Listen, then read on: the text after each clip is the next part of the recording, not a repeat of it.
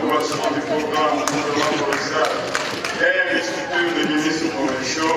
Les ministres provinciaux ci-devant sont investis. C'est une nouvelle page qui vient d'être écrite ce vendredi 23 août 2024 de la province du Lualaba, avec la plénière consacrée à la présentation par la gouverneure Masuka du plan quinquennal 2024-2028 et l'investiture du gouvernement par l'Assemblée provinciale. Déjà à son arrivée, les Lualabais étaient nombreux autour du siège de l'organe délibérant pour accompagner la fidèle disciple du chef de l'État, Félix Antoine Tshisekedi Tshilombo, parti répondre à ses devoirs constitutionnels face aux élus provinciaux. En toute sérénité, Fifi Masuka Saini a présenté pendant près d'une heure les documents. Il est composé de 5 piliers prioritaires, à savoir la valorisation du capital humain, les renforcements de la bonne gouvernance, la consolidation de la croissance économique, les infrastructures et l'aménagement du territoire, ainsi que la protection de l'environnement et la lutte contre les réchauffements climatiques. Ces plans est évalué à 9 363 752 164 908,29 francs congolais. Dans les piliers valorisation du capital humain, les gouvernements prévoient l'achèvement, la construction et l'équipement des écoles semblables au groupe scolaire Ewabora d'Écologie dans les 5 territoires de la province et la dotation de 28 800 bancs à toutes les écoles publiques du Lualaba. Il sera financé par les gouvernements national et provincial, les partenaires techniques et financiers, ainsi que des ressources à rechercher, a dit la gouverneure de province devant la représentation provinciale du peuple. La promotion du système éducatif n'est plus simplement une priorité, mais aussi une nécessité et une urgence. En plus de les équiper en matériel scolaire de base, nous augmenterons la capacité d'accueil des écoles publiques, niveau maternel, primaire et secondaire.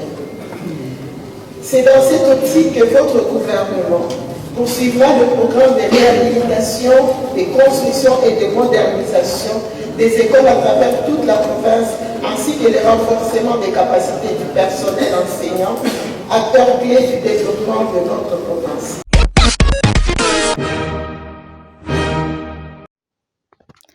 En séjour à Kinshasa, le directeur du Centre africain de contrôle et de prévention des maladies Africa CDC, Jean Kaseya, a été reçu le jeudi par le président de la République Félix Antoine Tshisekedi.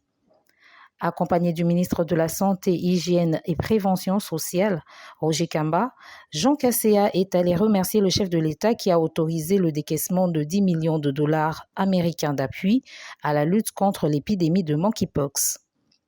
Le directeur Africa CDC a confirmé l'arrivée en RDC dans les prochains jours des vaccins contre le monkeypox, l'appui nécessaire pour la communication et le dépistage. Avec une expertise avérée dans la gestion des épidémies, le directeur du CDC ne se doute pas de la capacité de la RDC à donner une réponse efficace. Quant à la capacité nationale de gestion du monkeypox, le ministre de la Santé a rassuré que la RDC dispose d'une grande expertise en matière de gestion épidémiologique et prête cette même expertise à d'autres pays. Pour lui, avec la structure permanente de riposte et l'engagement politique du chef de l'État Félix Antoine Tshisekedi, le monkeypox sera contenu en RDC.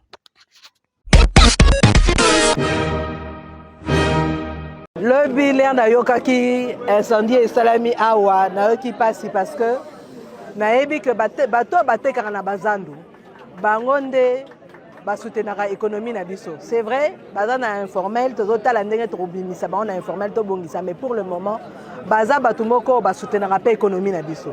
Donc mpo na ngai ezalaki important naya kotala badégâts nakoti kuna na pavillon 5 pratiquement biloko nyonso to eziki, il y a au moins plus de 100, pratiquement 100 tables, si pas plus, biloko nyonso eziki, mosusu babombisa biloko na kati, tout est perdu.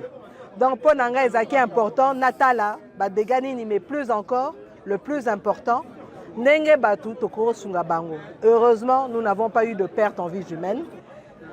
Mais na ndenge eza boye po na robongisa, il faut que na ordre.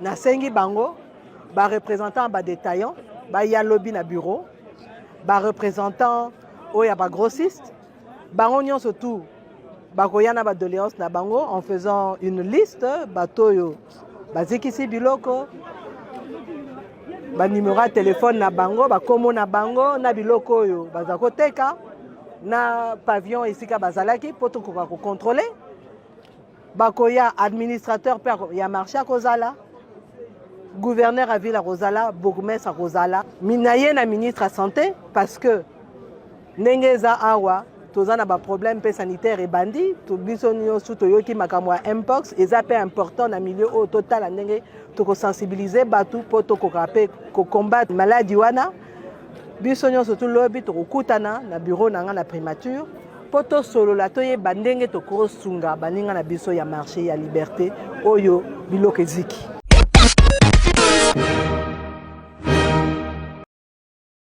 Les députés nationaux élus du Haut-Katanga ont été impressionnés par le pittoresque et imposant bâtiment qui va abriter l'Assemblée provinciale du Haut-Katanga.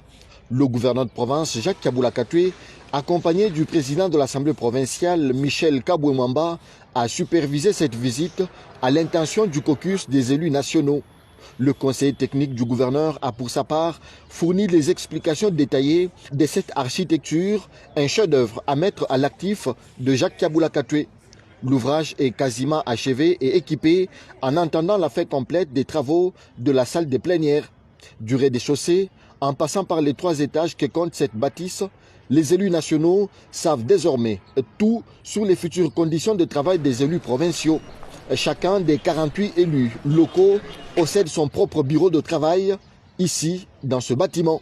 Nous sommes unanimes, en tout cas tous les députés, nous sommes vraiment unanimes. Le travail que nous avons vu ici, les bâtiments construits et équipés, c'est très bien, c'est même très beau. Nous ne pouvons que féliciter le gouverneur.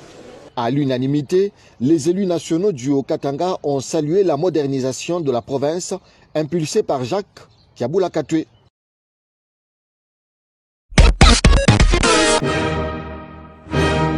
L'événement restera inscrit dans les annales.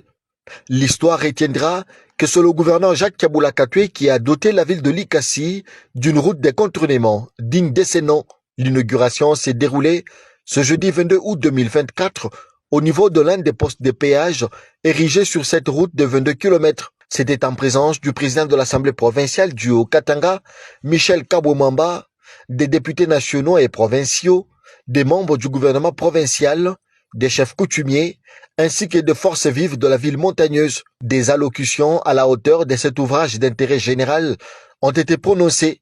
Le ministre provincial des infrastructures, Jean-Paul Kwetamumba, a relevé que la construction de cette route de contournement s'est faite en 13 mois en lieu et place de 24 mois prévus par l'entrepreneur. Pour sa part, le maire adjoint de la ville de Likasi, Jean Muzinga, a salué le fait que les routes du centre-ville de Likasi sont désormais hors du danger suite à la construction de cette route de contournement.